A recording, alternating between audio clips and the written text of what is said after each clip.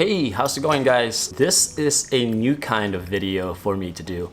I don't think I've made a video like this before. Don't worry, I'll still be editing all those travel vlogs, although I haven't been doing those lately. I've just been enjoying the whole traveling aspect.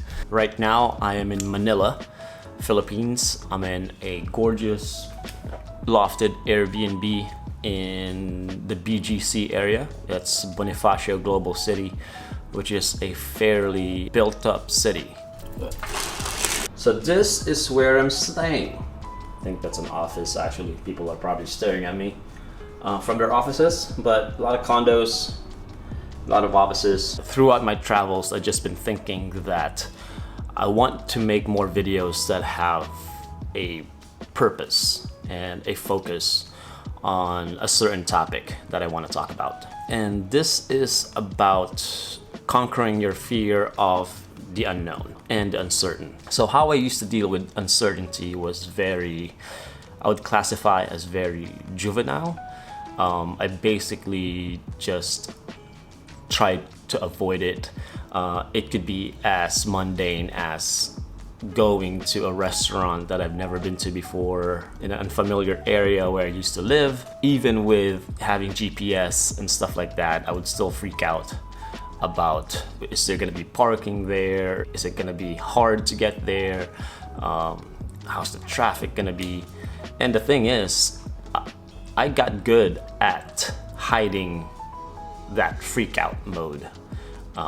And kind of like hiding within the facade of like, oh, it's okay, it's gonna be fine. But really back then, I was like worrying about all these kind of stuff just because I've never been to that place before. So this fear of the unknown and uncertain really kept me from trying more things than I should have. And it really caused stagnation. And what you get from stagnation is eventually resentment. And usually the people who would deal with my attitude like that were my past relationships. And eventually, like I said, stagnation becomes resentment, and then you direct that resentment onto that person, and basically that becomes the cause of the end of those relationships. So getting into when it kind of like started to shift and change. Basically when I decided to do van life and get out of my apartment in New York and basically try living in a van in the streets of Brooklyn. And that's really where it started to break down for me, that fear really started to crumble when I exposed myself to a lot of uncertain things, like where am I gonna park tomorrow? When am I gonna park tonight? Is somebody gonna like kick me out of my spot? Basically all these things that are constant stresses on me. Living that kind of lifestyle eventually helped me to get accustomed to new stimuli and uncertainty. And eventually, when it was time, I had to go out west, or I wanted to go out west. I didn't need to, but well, it was getting cold in New York, so I didn't want to spend the winter there. So I planned a road trip from the East Coast out west, and where I really learned that you really shouldn't fear the unknown or the uncertain. When I was leaving my parents' house and I got to the point in town where I wasn't familiar with, this feeling started to bubble up again of like, starting to freak out. And but then I thought to myself, like, what am I gonna do? Like, turn around? Like, I've already told everybody that I'm doing this. So you could say that my first weapons against the fear of the unknown and the uncertain is pride and hubris. That's basically what it was. But whatever, it did the trick. It helped me conquer my fear of the unknown. So with all that said, I'm not saying that I just go blindly into situations without having any plans. What I'm saying is that nowadays I don't spend a lot of time flailing mentally or emotionally and freaking out about stuff. Nowadays I formulate solutions and I try to implement them and see if it works out or not. If it doesn't, then I try to think up of another solution and then I implement that and see if that works. I no longer waste as much time or energy freaking out about stuff. And not to sound too woo-woo or new agey, but this new mantra that I have is just that, that I've adopted of things just work out eventually. If you just find the time to collect yourself, formulate solutions and implement them and see if they work, you'll find out that you will come out of situations just fine. So, a couple of examples.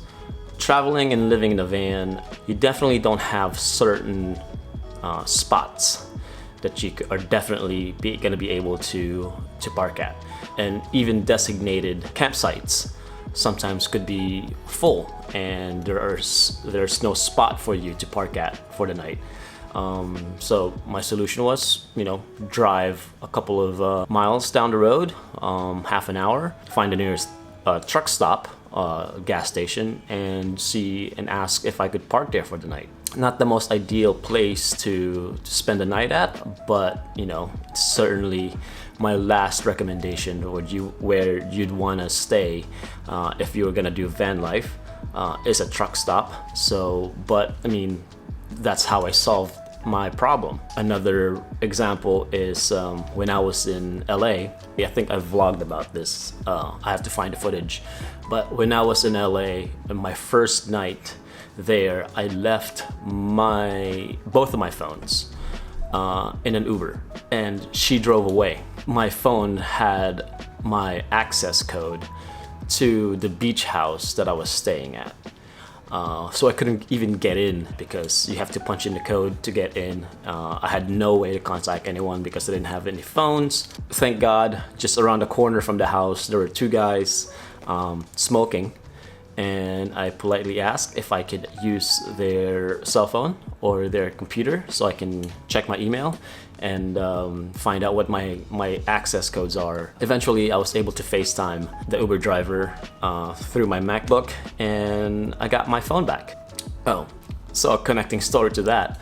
I didn't have both of my phones. I wasn't familiar with Los Angeles, still am not, and the Uber driver decided she wanted to meet way across town, maybe like 40 minutes out from Venice Beach where I was staying. Like I said, I didn't have my phones, so I didn't have GPS. Best thing is to do it old school and to write down the directions to the place that she wanted to meet. The roads were not familiar to me. All I had was basically written directions that I got from the internet, and but eventually it all worked out. I was able to get there and get both of my phones, and it was okay. I mean, I'm not gonna lie, I was slightly freaking out a bit, but not to the extent that it would have back in the day before I started traveling. Those are just a few examples of me dealing with uncertainty throughout my travels. And look at me, I'm fine, I'm here. Traveling definitely has helped me break out of the straitjacket of being constrained because of fear of the unknown.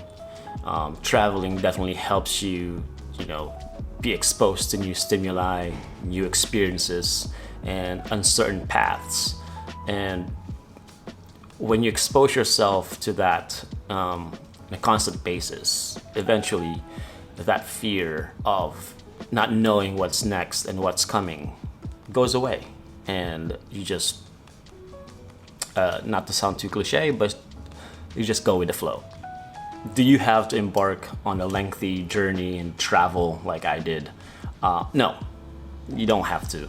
You could try out just little things in your daily life, like maybe Go to a part of town that you live in that you're not familiar with, turn off the GPS and see if you can make it back home without the aid of the GPS device. Try a new cuisine that you haven't tried before. The goal is to come face to face with uncertainty and just really realize that uncertainty is not unusual.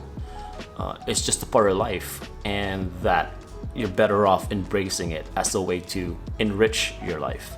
I hope this little nugget helps you somehow.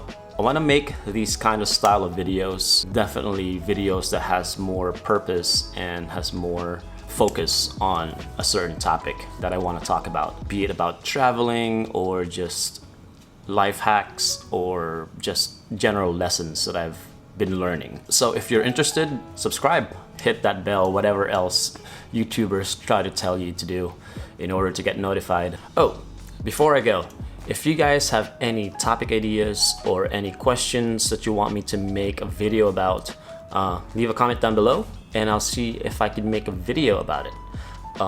Other than that, I'll see you guys later. Bye.